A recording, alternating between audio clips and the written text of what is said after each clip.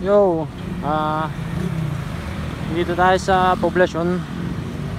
Wala akong videoan kaya papakita ko na lang yung bike ko ngayon. So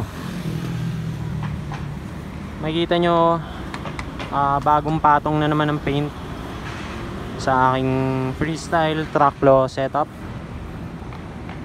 na naka dirt jump forks para may bar spin, 32C tires. Then yun, ang ginawa kong paint ay batik-batik na splash ng white sa black.